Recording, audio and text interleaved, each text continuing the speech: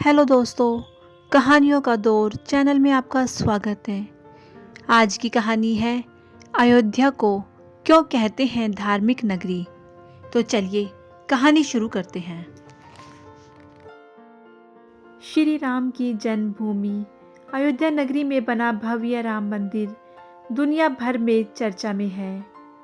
मंदिर में रामलला की प्राण प्रतिष्ठा 22 जनवरी 2024 को होगी। फिलहाल मंदिर की तैयारियां जोरों पर हैं। अयोध्या नगरी यूं ही खास नहीं है, बल्कि इस नगर से विशेष धार्मिक महत्व भी जुड़े हैं। इसलिए तो अर्थवेद में इसे देवताओं का स्वर्ग बताया गया है। सरयू नदी में बसी पवित्र नगरी अयोध्या को स्कंद पुराण में ब्रह्मा, विष्णु और महेश त्रिदेवों की पवित्र स्थली कहा गया है। अर्थवेद में अयोध्या को ईश्वर का नगर बताते हुए इसकी तुलना स्वर्ग से की गई है। वहीं स्कंद पुराण के अनुसार अयोध्या का आ शब्द ब्रह्मा, या कार विष्णु और धा कार रुद्र का स्वरूप है। वहीं महाकवि महर्षि वाल्मीकि ने भी महाकाव्य रामायण में अवध को पवित्र नगर बताया है। अयोध्या की प्रचलित कथा। अयोध्या नगरी के धार्मिक दृष्टिकोण को लेकर एक कथा खूब प्रचलित है, जिसके अनुसार अयोध्या के महाराज विक्रमादित्य एक बार भ्रमण करते हुए सरयू नदी के पास पहुंचे। उस समय उन्हें अयोध्या की भूमि में कुछ चमत्कार दिखाई दिए। आसपास के संतों ने महाराज विक्रमादित्य को अवध भूमि की धार्मिक महत्ता के बारे में बताया। इसके बाद विक्रमादित्य ने यहाँ विभिन्न मंदिरों, सरोवर, कूप आदि का निर्माण कराया। अयोध्या नगरी में एक सीता कुंड भी है। मान्यता है कि इस कुंड में स्नान करने से व्यक्ति के सभी पाप कर्मों का नाश होता है। भारत की प्राचीन सांस्कृतिक सप्तपुरियों में अयोध्या का प्रथम स्थान है। अयोध्या को श्री राम की जन्मभूमि के साथ ही साकेत नगरी के नाम से भी जाना जाता है। हिंदुओं के साथ ही बौद्ध और जैन धर्म के लिए भी अयोध्या नगरी का खास धार्मिक महत्व है। आइए जानते हैं श्री राम जन्मभूमि अयोध्या कैसे बनी धार्मिक नगरी। अयोध्या की स्थापना रामायण के अनुसार सरयू नदी के किनारे बसी अयोध्या नगरी की स्थापना सूर्यपुत्र वैवस्वत मनु द्वारा की गई। वैवस्वत मनु का जन्म लगभग 6673 ईसा पूर्व बताया जाता है। ये ब्रह्मा जी के पौत्र कश्यप की संतान थे। इसके बाद मनु के 10 पुत्र हुए, जिनमें ईल, इक्ष्वाकु, कुशनाम, अरिष्ट, धृष्ट, नरिष्यंत, करुष, महाबली, शर्याति और प्रषद थे। इक्ष्वाकु कुल में ही भगवान राम का जन्म हुआ था। स्कंद पुराण के अनुसार जिस तरह से काशी भगवान शिव के त्रिशूल पर टिकी है, ठीक इसी तरह से अयोध्या विष्णु जी के सुदर्शन चक्र पर बसी है। इसे लेकर एक पौराणिक कथा है, जिसके अनुसार मनु ब्रह्मा जी के पास एक नगर का निर्माण की योजना लेकर पहुंचे। ब्रह्मा जी ने मनु को भगवान विष्णु के पास भेजा। विष्णु जी ने मनु के लिए साकेत धाम का चयन किया।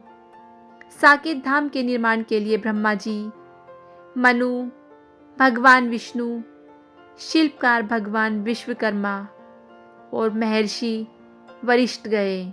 भूमि का चयन सरयू नदी के किनारे किया गया और इसके बाद आरंभ हुई देवशिल्पी नगर निर्माण की। इसलिए अयोध्या को साकेत के नाम से भी जाना जाता है। वहीं भगवान राम के जन्म के समय इस नगर को अवध के नाम से जाना जाता था। अयोध्या नगरी से जुड़ी कुछ खास बातें। वाल्मीकि रामायण के 5वें सर्ग के बालकांड में अयोध्या का वर्णन करते हुए कहा गया है कि अयोध्या 12 योजन लंबी और 3 योजन चौड़ी थी। अयोध्या मंदिर और घाटों की प्रसिद्ध नगरी भी है।